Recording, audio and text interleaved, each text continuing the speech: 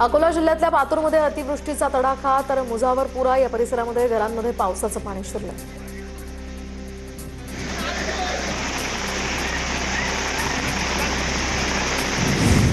चिपळूणमध्ये मुसळधार पाऊस, वातावरणात काहीसा गारवा, उकाड्यापासून नागरिकांना दिलासा, खरीप पिकांनाही जीवनदान या ठिकाणी मिळालं असल्याची शक्यता। राज्यामध्ये मान्सून सक्रिय असताना सुद्धा खेड तालुक्यामध्ये पावसानं पाठ फिरवली आहे। पावसाअभावी भात, सोयाबीन, भुईमुगासह खरीप पिकांच्या पेरण्या आता रखडल्यामुळे शेतकरी चिंतेत। नंदुरबार जिल्ह्यामध्ये वरुण राजानं पाठ फिरवल्यामुळे कापूस लागवडीचं क्षेत्र घटणार। कापूसऐवजी आता फळबागांकडे शेतकऱ्यांचा कल वाढला। वेळेवर पाऊस नसल्यामुळे कापूस बियाण्यांची मागणी घटली। वाशिमच्या नेतनसाई या परिसरामध्ये अरुणावती नदीला पुरामुळे पेरणीच्या हंगामात शेतकऱ्यांचं मोठं नुकसान। वर्ध्याच्या अजनादेवी शिवारामध्ये शेतीचं मोठं नुकसान। पुलाचं काम करताना कंत्राटदाराच्या ढिसाळ नियोजनामुळे फटका बसल्याचा शेतकऱ्यांचा आरोप। गोंदिया जिल्ह्यामध्ये 2 दिवसांच्या पावसामुळे खरीप पेरणीला वेग, मात्र पेरणीनंतर पिकांच्या वाढीसाठी सलग पावसाची गरज असून तापमान पुन्हा 37 अंशांवर। दमदार पावसाकडे आता शेतकऱ्यांचा नजरा। लातूर जिल्ह्यातल्या गांजूर आणि बामणी भागामध्ये पावसाअभावी पिकं करपली। बोरवेल आणि विहिरींमध्ये पाणीसाठा नसल्यामुळे पिकं निसर्गाच्या भरवशावर। संभाव्य पाणी टंचाई रोखण्यासाठी आराखडा तयार करा, पुण्याचे जिल्हाधिकारी जितेंद्र डुडू यांच्या अधिकाऱ्यांना सूचना। जुलै ते सप्टेंबर महिन्याच्या कालावधीमध्ये नियोजन करण्याच्याही सूचना। पावसाअभावी नीरा खोऱ्यातील भाटघर धरणाचे पाणलोट क्षेत्र कोरडे, तर धरणामध्ये केवळ 8% पाणीसाठा शिल्लक। धरण क्षेत्रामध्ये पावसाची प्रतीक्षा कायम। वाशिमच्या रिसोड तालुक्यातल्या नेतनसा परिसरामध्ये कांचन नदीला पूर। कोयाळी जाधव ते नेतनसा या गावांना जोडणारा मुख्य रस्ता तब्बल 200 ते 300 मीटरपर्यंत खचला। नागरिकांना आता पर्यायी मार्गाने जाण्याची वेळ। धुळे जिल्ह्यामध्ये पाऊस नसल्यामुळे पेरण्या खोळंबल्या। कृषी केंद्रांवर शुकशुकाट। जिल्ह्यामध्ये 3,50,000 एकरमध्ये खरीप हंगामाचं नियोजन, तर बी बियाणे मुबलक प्रमाणामध्ये असताना कृषी केंद्रावर मात्र शुकशुकाट।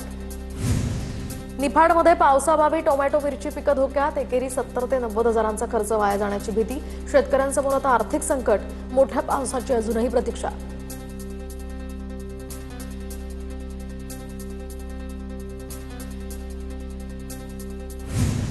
सांगोल्याचे आमदार बाबासाहेब देशमुखांकडून भर पावसात शेतीची पाहणी। पावसात सुद्धा या ठिकाणी कुठलाही व्हीआयपी लवाजमा न घेऊन बाबासाहेब देशमुख शेतकऱ्यांच्या बांधावर।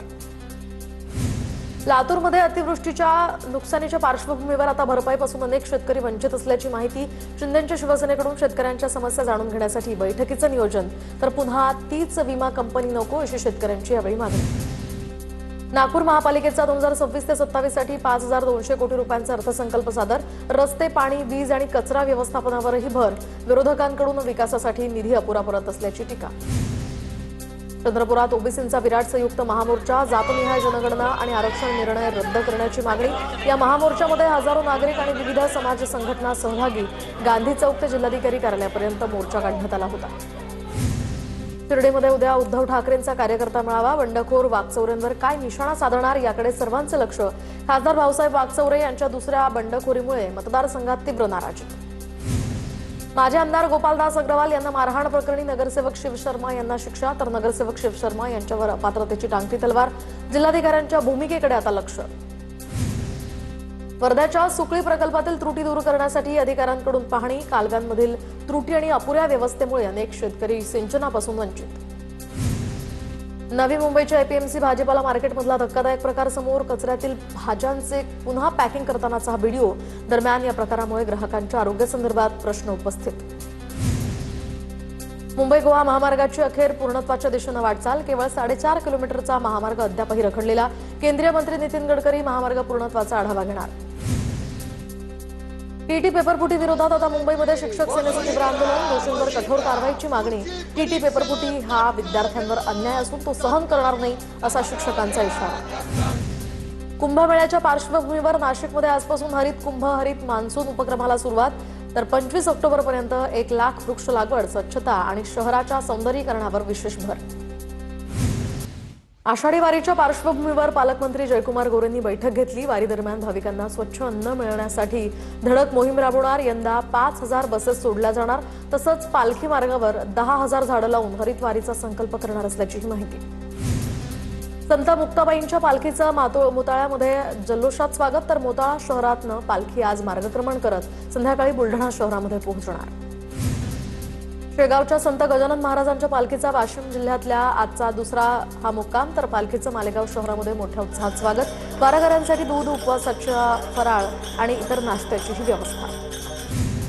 आषाढी वारीसाठी संत निवृत्तीनाथ महाराजांची पालखी उद्या त्र्यंबकेश्वरहून पंढरपूरकडे प्रस्थान करणार. 23 दिवसांचा पायी प्रवास पूर्ण करून पालखी 24 जुलै रोजी पंढरपुरात दाखल होणार.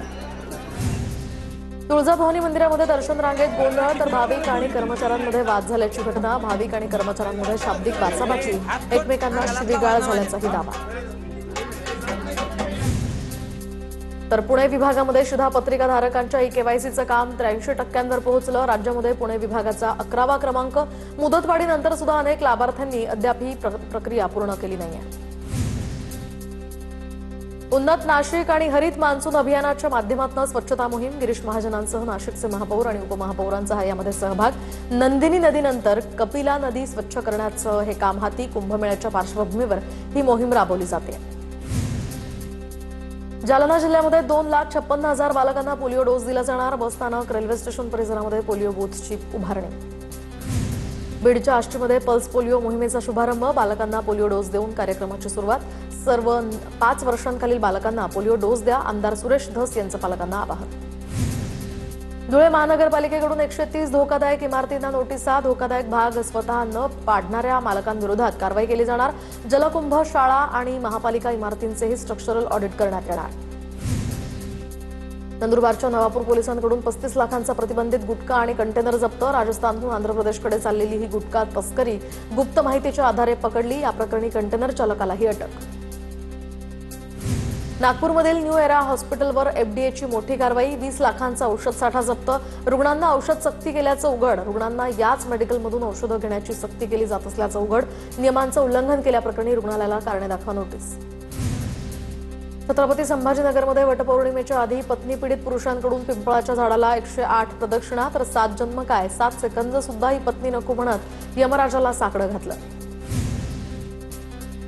पुण्याच्या मुळशीमध्ये कॅनमध्ये डिझेल, पेट्रोल देण्यास बंदी असल्यामुळे शेतकरी मेटाकुटीला, तर शेतकऱ्यांसाठी कॅनमधून किमान 40 लिटर डिझेल देण्याची घोटावडे ग्रामस्थांची मागणी. चंद्रपूर जवळील एका वसाहतीमध्ये 5 वर्षीय चिमुकलीवर अत्याचार. घराशेजारी राहणाऱ्या 61 वर्षीय व्यक्तीकडून अत्याचार. आरोपी सेवानिवृत्त कर्मचारी असल्याची पोलिसांची माहिती. जळगावच्या भुसावळमधील उद्योजक विलास पाटलांच्या कंपनीची 97,50,000 रुपयांची ऑनलाईन फसवणूक. कंपनी मालकाचा फोटो आणि नाव वापरून व्हॉट्सअपवर अकाउंटला मेसेजेस करून पैसे वळवले. जळगाव सायबर पोलीस ठाण्यामध्ये या संदर्भात गुन्हा दाखल. नंदुरबारच्या एलसीबीमध्ये ही मोठी कारवाई, तर 30,30,000 रुपयांच्या 32 चोरींच्या मोटरसायकल्स जप्त केल्या. आंतरराज्य वाहन चोरी टोळीचा हा पर्दाफाश. महाराष्ट्र, गुजरात आणि मध्य प्रदेशातल्या 19 जणांना या प्रकरणी त्यांच्यावर गुन्हे दाखल. कर्नाटकच्या बेल्लारीमधील मोहरम सणाच्या अलाई उत्सवानिमित्त दरम्यान एक दुर्घटना घडली आहे. मोहरमच्या चालत्या आगीमध्ये पडून तरुण होरपळला. बेल्लारीमधील रुग्णालयात उपचारादरम्यान या तरुणाचा मृत्यू.